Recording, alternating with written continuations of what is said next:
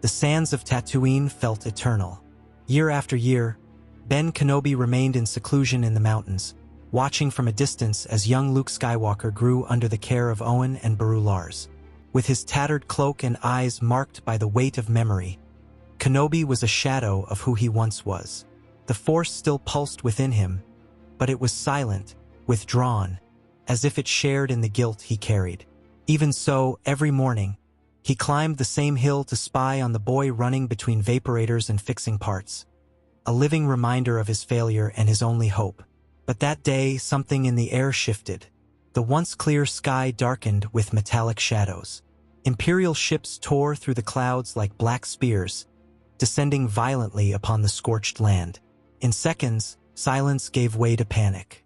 Blaster bolts sliced the air, explosions shook the sand, and screams echoed through the Lars homestead. Ben ran. His old lightsaber, long untouched, lit up blue in his hand as he raced through the desert with the desperation of a man with nothing left to lose. But when he arrived, everything was already in ruins.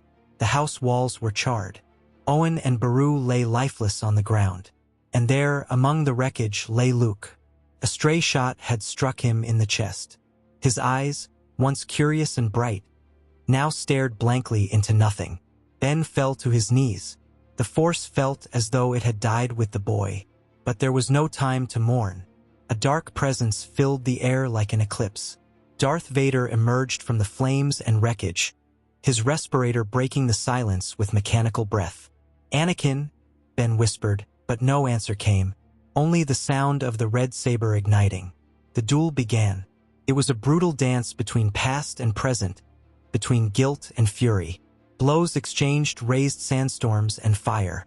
Kenobi fought with all that remained in his aging body. Every move was guided by memories. Of Mustafar, of Padme, of the temple. Vader, stronger and relentless, struck with silent rage, without hesitation. A swift blow hurled Ben into the debris of the house, his saber slipping from his hand. Vader stepped forward for the final strike. But the very ground seemed to protest. The destruction caused by the invasion had deeply fractured the Earth's foundations. A rift suddenly opened, a sinkhole swallowing everything around. Structures collapsed. Imperial vehicles were dragged into the depths. Vader instinctively backed away, watching the ground open at his feet. Kenobi, weak and bloodied, tried to stay on the surface, but the sand pulled him down. His eyes met Vader's one last time. No words were spoken, but both knew it was the end of an era. Vader turned away slowly. Ben, meanwhile, didn't resist. He let go, allowing himself to sink into the darkness. Deep down, he wished it was the end. But death did not come. The Force, for reasons even he didn't understand, wasn't finished with him. When he opened his eyes, he was among rocks and dust, injured but alive. Tatooine had vanished around him, swallowed by the collapse. And inside him, something had broken beyond repair. With no Luke, no hope, Ben Kenobi abandoned that planet. There was no more reason to hide, no more reason to exist. For months, perhaps years, he wandered the galaxy. He visited planets forgotten by the Republic, now turned into hollow shells of war. He crossed cities ruled by gangs and ruins where civilization once flourished. In every face, he saw the repetition of pain. And each day, he sank deeper into drink, using filthy cantinas as refuge from reality. On Recton 5, he picked fights just to bleed. On Scarlax, he slept on the street under acid rain. The Force, his lifelong companion, seemed to have abandoned him entirely. But in the middle of his drunken delirium, among voices and shadows, a whisper began to form. Faint at first, almost imperceptible, but constant. It wasn't a hallucination. It was a call, a whisper from the deepest part of the Force, as if something ancient and powerful were summoning him. It was like hearing an echo that transcended time and reason. Instead of resisting, Ben accepted it. It was better than inertia. Following his intuition, he programmed the ship for the coordinates that had come to him. The destination? A long-forgotten asteroid belt, recorded only in old Jedi Order archives as a place of unstable energy and unexplained distortions in the Force. Upon arrival, the space around him felt different. The asteroids collided with alarming frequency. The radiation vibrated irregularly. No other life form seemed present. Ben deactivated the ship's shields. He sat in silence and waited. This would be his end, his tomb. He closed his eyes. A massive rock fragment was approaching at over 1,000 kilometers per hour. But at the exact moment of impact, everything lit up. A blue-black flash engulfed the cockpit. The force screamed. The ship began to tremble violently. Panels burst. Gravity lost meaning. Ben felt as if he were being torn from time itself. There was no past, no present. The space around him bent and twisted. It was like being swallowed by a silent explosion. Images flooded his mind. Jedi younglings, Padme, Anakin crying, newborn Luke, Yoda's laughter, all mixed together. Time felt liquefied. Ben screamed, but no sound came. He lost consciousness as the Force reshaped his essence, throwing him into a vortex beyond logic and physics. When he opened his eyes again, he was lying in a narrow alley.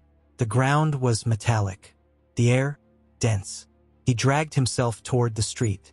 The movement, the smell of the city, the sounds, Coruscant. He recognized it, but something was different. The streets were more alive. There were no stormtroopers, only clone soldiers. The ships bore the insignia of the Republic, not the Empire. A large screen showed a young Palpatine speaking before the Senate. The sky was filled with Jedi fleet ships. And then he understood. The impossible had happened. The Force had thrown him back. Nearly 20 years. He was back before the fall of the Order. Before Anakin's transformation. Before everything. Ben Kenobi dropped to his knees. He didn't know why, or how, but he was there, with a chance to change everything. Coruscant was teeming with movement. Ben Kenobi, now disguised under a dark cloak and a band that covered part of his face, walked among hurried crowds, trying to absorb the reality of where he was. The sunset gilded the towers of the Senate and the crowded landing platforms. Holographic screens displayed fiery speeches from Chancellor Palpatine, words about security, Jedi treason, and a new era of order and stability.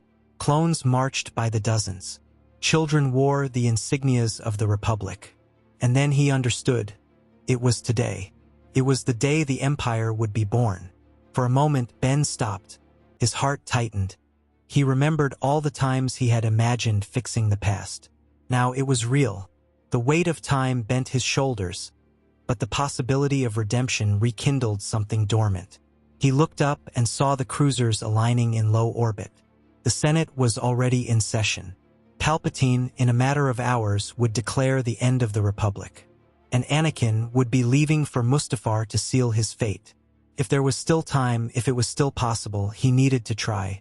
And he needed to act now. With determined steps, Ben infiltrated a secondary Republic hangar, fooling the sensors with Force tricks. Clone soldiers passed by without noticing him. With skill, he deactivated the alarms and boarded one of the new starships, fast and armed. His fingers flew over the controls. He programmed the coordinates for Mustafar, eyes locked on the hyperspace jump calculations. Before departing, however, there was something he needed to do. The truth, if it could be heard now, might still change the course of destiny. Sitting in the cockpit, he recorded a holographic message. His image, tired, wounded but firm, projected before the cameras. Citizens of the galaxy, I am Obi-Wan Kenobi, and what is about to happen will be the greatest betrayal ever recorded. Palpatine is a Sith. He has been manipulating events since the Clone Wars. He will order the extermination of the Jedi. He will turn the Republic into an empire. And Anakin Skywalker, the Jedi Knight you all revere, will become his right hand. He transmitted it across open channels. The galaxy would hear, and with that he jumped to hyperspace. Mustafar greeted him with the roar of lava, the suffocating atmosphere, the sky stained with ash and fire. Ben landed discreetly on a side platform, one of the maintenance bridges of the Separatist complex. As he approached, he could smell the metallic scent of blood in the air. Silence. The massacre had already occurred. Battle droids were shattered. Separatist leaders lay lifeless against the walls. And there he was, Anakin, with his back turned, staring at the rivers of magma, his hands still trembling, his gaze lost in the void. Padme's ship had not yet arrived. Time was on his side for now. Ben stayed hidden, but Anakin slowly turned his head. He had felt it. The Force screamed between them like thunder.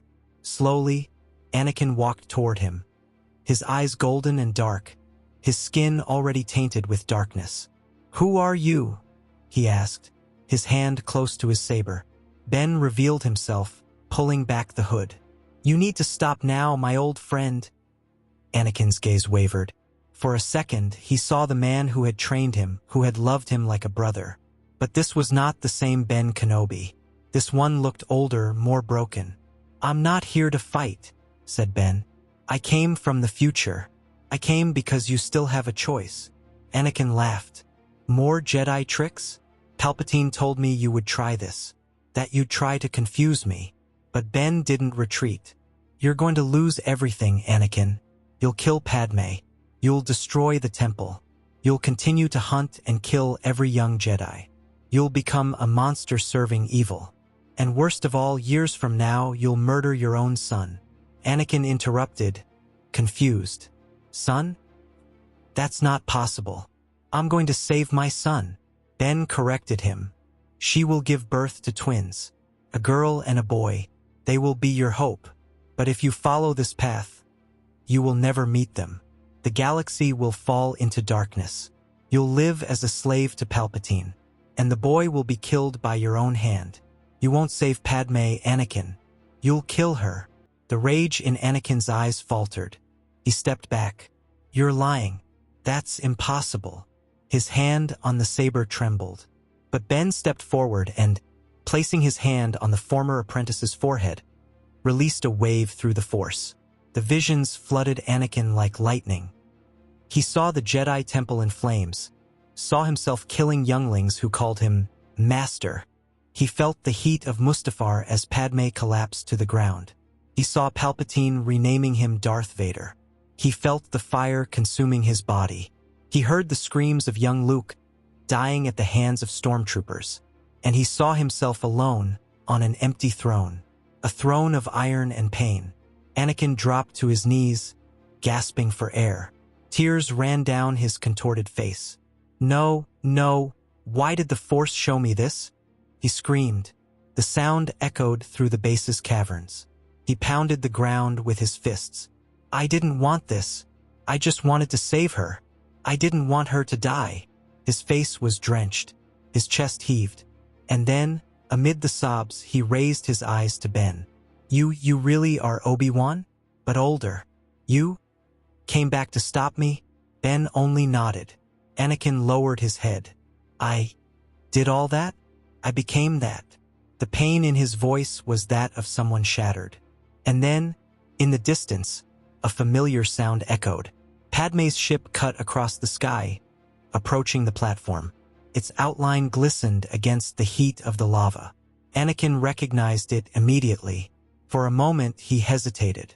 The impulse to run to her surged in his muscles. But he stopped. He looked at Ben with eyes red from crying. "If I continue down this path, she dies?" Kenobi answered with a firm voice. "She dies in your arms, begging you to come back. She dies of heartbreak, not from wounds, but because of what you became." Anakin closed his eyes. He sobbed. He stood up with difficulty, took a few steps toward the landing platform. The ship was already opening its doors. There she was, Padme, confused, descending the steps. Anakin stopped. The sight of her pierced him like lightning. And then, as if releasing the weight of 1,000 galaxies, he dropped to his knees once more. "Padme, forgive me. I almost destroyed everything." She ran to him, surprised. She wrapped him in her arms. "Anakin, what's happening?" But he only cried.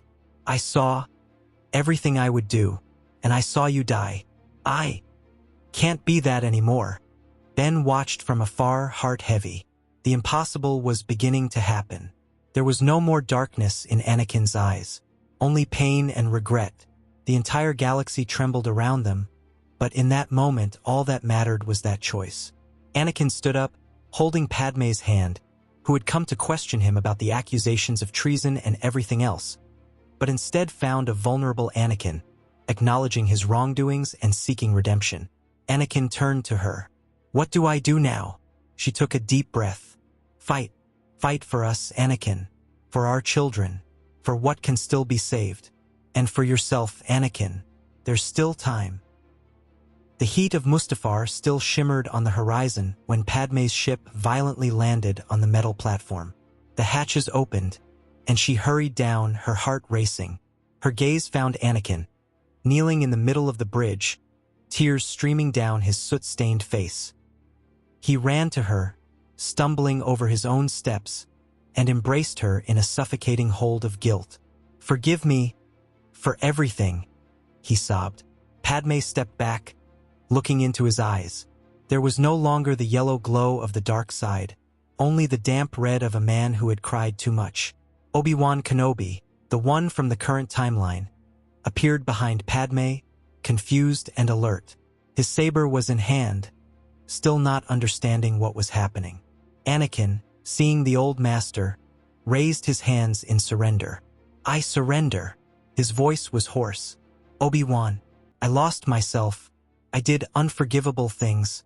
I killed, I betrayed, I bowed to Sidious. But this man," he said, pointing to the older Ben Kenobi, "showed me what I became, showed me my son, and how I killed him." Padmé brought her hands to her mouth in shock.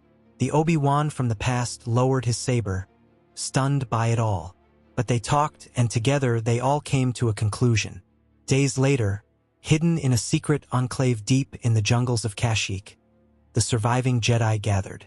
Yoda, with a stern expression, stared at Anakin in silence. Beside him, Jedi Knights Yandralar and Talon Rivas, along with others who had survived thanks to Ben Kenobi's warning, debated the fate of the fallen knight. "He must be judged. The deaths, the betrayal," said Talon. But Anakin stood up, firm, and spoke from the heart. "If you want to destroy me, I accept it. I deserve it. But first, let me help you put an end to the Empire. Let me destroy Sidious with my own hands. Let me stop what I helped create." Silence reigned for a moment. The eyes of the Jedi burned with distrust. They would not accept Anakin after all the atrocities that had occurred. They wanted to strike him down right there and then. Anakin then did the unthinkable.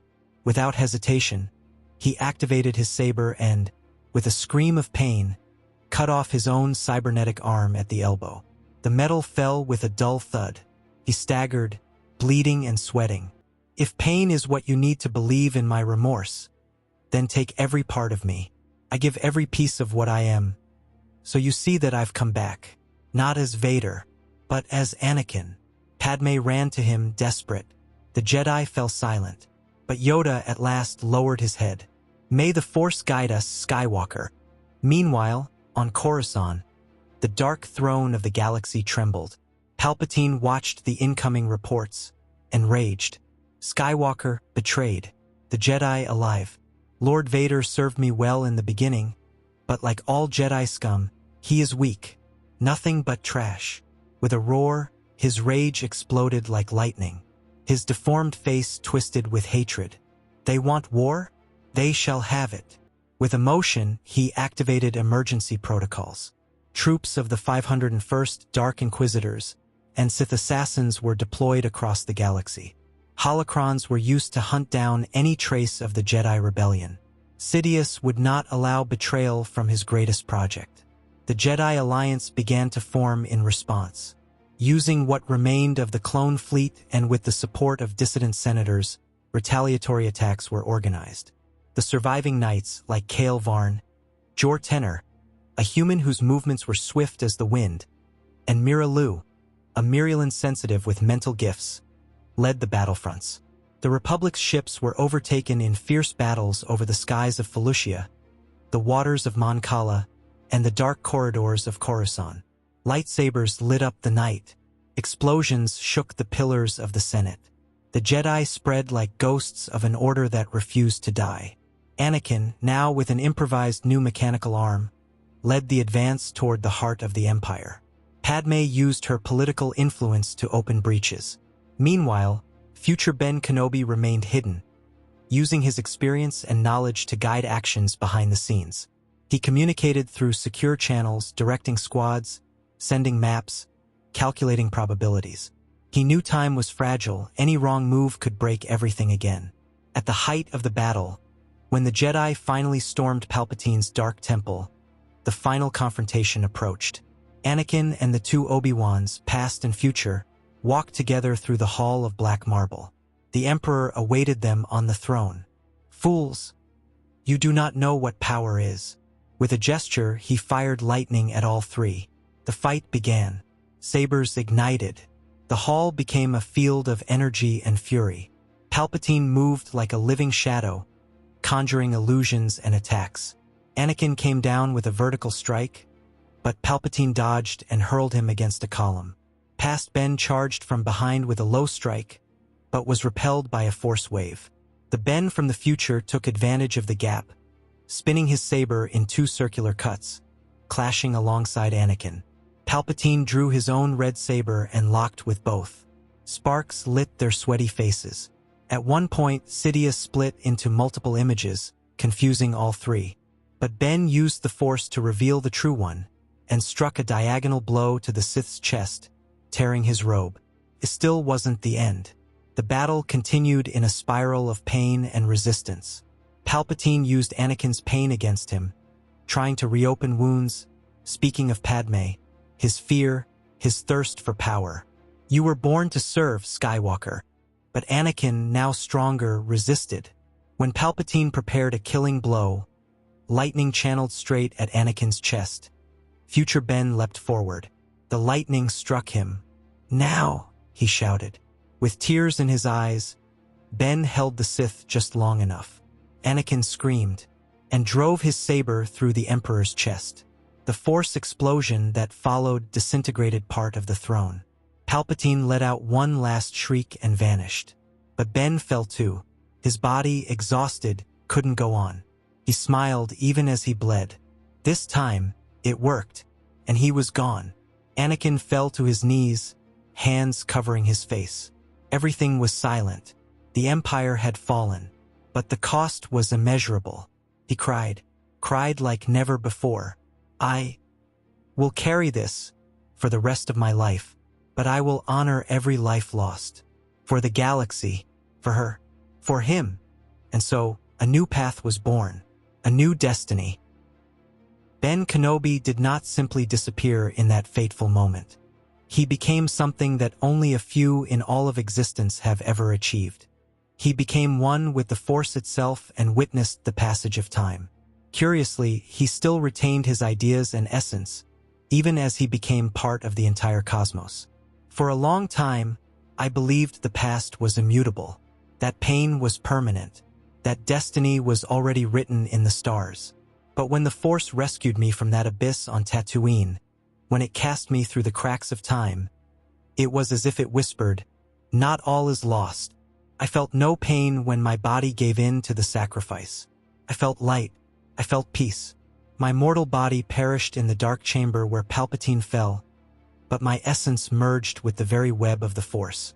I became something beyond, an echo, a presence, an invisible guardian who still had one last mission: to observe, to understand, and finally to witness the world born from the change I helped to sow. I floated above Coruscant, now free from the Empire's dominion. The giant screens no longer displayed lies, but promises of rebuilding. Palpatine's statue had been torn down. Jedi walked once more among the people, not with arrogance, but with humility. I saw Padme welcomed as a symbol of unity, her speeches calling for reconciliation and responsibility. I saw the Jedi Order rise again, not as it was before, rigid and blind in its rules, but more compassionate, more connected to the people, to everyday life. I saw Luke born, and Leia too, and for the first time I cried as a spirit of the Force. Anakin, ah Anakin.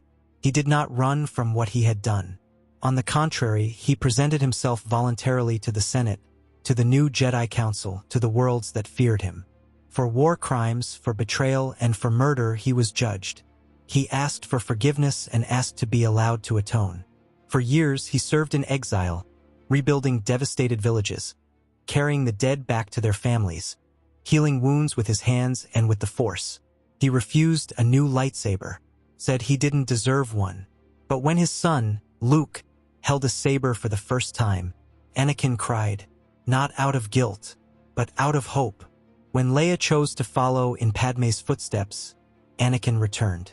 The signs of age already accompanied him, but deep down, everyone knew that now he could remain by his family's side until the end of his days.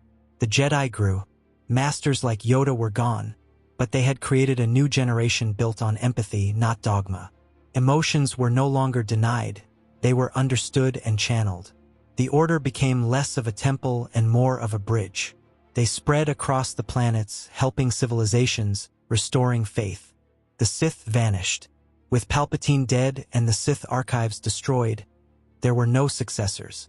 And those who emerged, fueled by hatred, were disarmed not with violence, but with truth. Darkness was silenced by compassion. The Jedi had learned to win without destroying. Gradually, the galaxy began to transform. Wars gave way to treaties. Trade gave way to cooperation. Peoples who were once enemies learned to teach one another. The Force was no longer divided into light and dark. It was seen as a single, living flow within all things. There was no more central temple, but open enclaves where any sensitive being was welcomed and taught. The Senate came to respond to the will of the worlds, not the other way around. Corruption lost its grip, and then millennia passed. I watched it all as though standing before a calm and rising sea. The Jedi began to disappear, not through persecution, but because they were no longer needed. Children were born balanced. Peoples were already guided by truth, by ethics, by love. There were no more wars, no more greed. Pain still existed because life is made of contrast, but it was welcomed and cared for by the collective. Planets like Tatooine flourished. I saw stars born. I saw civilizations unite without weapons. The Force changed. It became a collective consciousness. The galaxy itself became self-aware, a vast soul where every being, every atom vibrated in harmony. There were no more chosen ones. Everyone was. Everyone could hear. The Force was no longer studied. It was lived, felt in the simple act of giving, of listening, of loving. And in that new world, I felt the presence of all those I loved. Qui-Gon, Yoda, Padme, Anakin, all united not in body, but in essence. And then I understood. The journey the Force sent me on was not just to save Luke. It was to save everything. And in doing so, it saved me too. Now, I no longer watch. I no longer guide. I simply am. A breeze blowing between moons. A whisper in the roots of Dagobah. A reflection in the waters of Naboo. A spark in every new life. I am part of the great web, the great flow. And there is no pain, no fear, only light. And wherever there is a child looking up at the stars asking, "Is there more than this?" I will be there.